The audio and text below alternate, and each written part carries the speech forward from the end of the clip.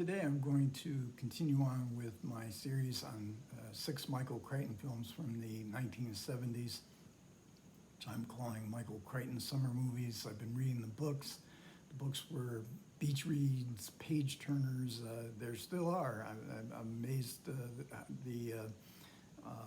quality of the entertainment in the books, but also in the movies. I've been enjoying all the movies, and today I want to go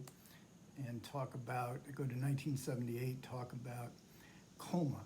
And this is from a novel by Robin Cook.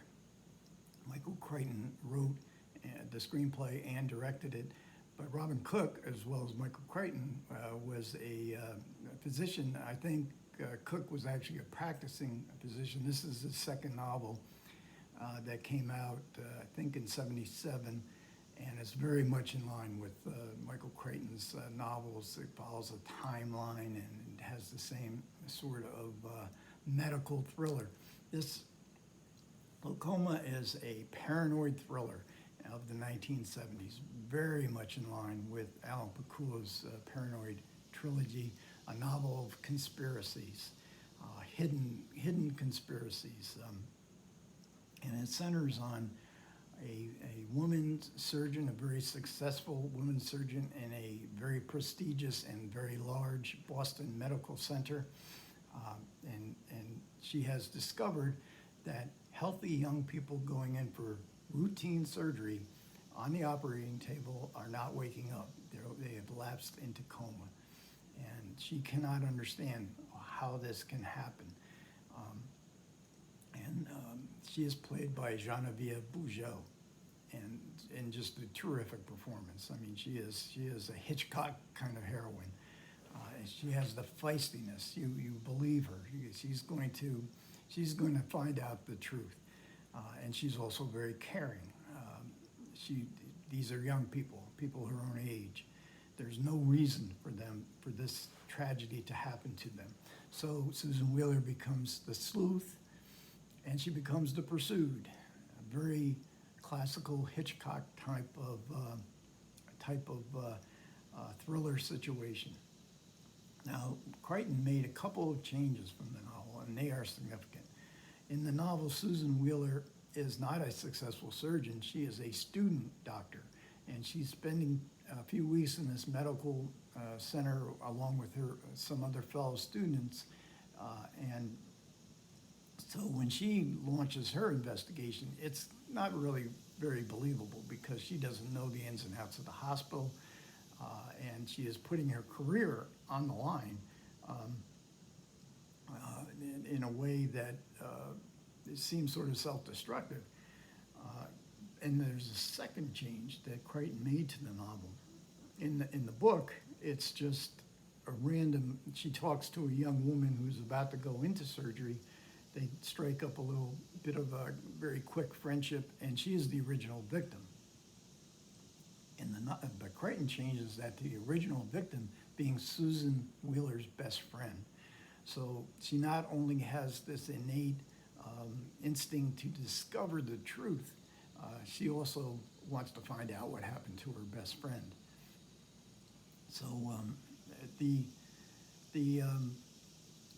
movie touches on, as films throughout the 70s begin to, is the gender role. So Susan Wheeler is stepping on the toes of the bureaucracy and some famous doctors in the hospital in pursuit of the truth, who tell her, why are you involved in this? And we're investigating all this. We're aware that the number of people going into coma has been larger, far more than you would normally expect.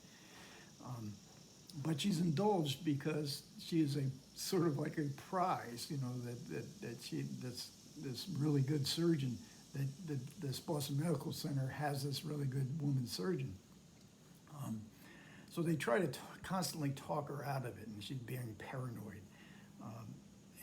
And she is treated rather patronizingly because she is a woman. And this is very much in the book and in the movie. But also this gender quality comes to play with her relationship with her boyfriend, a fellow surgeon played by Michael Douglas. They seem to care very much for her, each other, but when they're back home, the conversation is all about him. He's heavily into the politics. He wants to get ahead, the politics of the medical center. He wants to get ahead. He's due for promotion. He doesn't want to step on toes. And Douglas, so good looking here, but there's a glint that, is he part of the conspiracy? All this eeriness is very much enhanced by Jerry Goldsmith's score. It's a great score.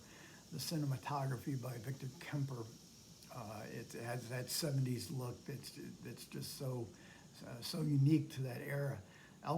Albert Brenner's production design. This is a movie that's not overproduced, but it just seemed right. All these sets in the hospital sets, and there's another facility out in the country. It's beautifully designed. And lest I leave the impression that this book is faulty, I think it's faulty in the main character's motivation, which has changed. But all the great set pieces in Coma, the movie, come from the book. This is great cinematic material here. And then we have just a terrific supporting cast.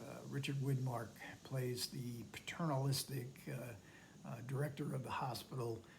One of his great late career roles. I think he was in his mid to late 60s, but I think he continued on until like he was 80 in very many roles, but small roles. This is one of his significant, he's not the star here, but it's one of those credits where you get Richard Widmark. Elizabeth Ashley, she's only in a couple scenes. She is absolutely terrific. And then we get a couple of really cool cameo appearances. One of the patients that's soon to be a victim is played by Tom Selleck, Magnum PI. He's laying on. He just only has a brief moment, but he certainly catches your attention. This is 2 years before Magnum PI, and Selleck would go on to star in a movie, subsequent movie by Michael Crichton. I think it was called Runaway. And then lastly, I got to mention Ed Harris. This is Ed Harris's debut movie in Coma. He's playing a pathology doctor, and he is sort of very humorously, indifferently carving up some body organ as when Susan Wheeler comes to ask him questions, and Harris with long blonde hair. You can see the Ed Harris in some of these cameos. You know, it's just sort of the norm, but his cameo is not. And again, we get the warning, Michael Crichton warning to the public, you know, that our trust in the medical establishment, you know, we expect them to do humane things. We don't expect them to engage in conspiracies that might be viewed as harmful, and especially with medical research advancing far beyond the awareness of the public or even government oversight. So, as always with Crichton, we get these kind of warnings. Now, Coma is available, a Warner Brothers Blu-ray that's very cheap, but had no extras on it. So I rented it for $3 from Amazon Prime. It looked great. I can't imagine I would know, my untutored eyes would notice much difference with the Blu-ray. Again, Coma really, and I have to mention Michael Crichton's direction, which was sort of not mediocre, but it was sort of functional in his previous directing. This is very much influenced by Alan Pakula. There's absolutely, he gets terrific performances from his actors, but he keeps the tension just omnipresent. I didn't have I think it's about an hour and 45 minutes. I didn't have any urge to check my email or, you know, do anything else. I didn't. I stuck with this movie from beginning to end. Next up for Crichton, the series, and the last one will be The Great Train Robbery, part of this omnibus book I got out of the library. The Great Train Robbery being big departure from the kind of scientific thrillers, and we now get a historical thriller. Okay, thanks a lot for everybody who managed to listen. I do appreciate it. Comments are welcome. Take care.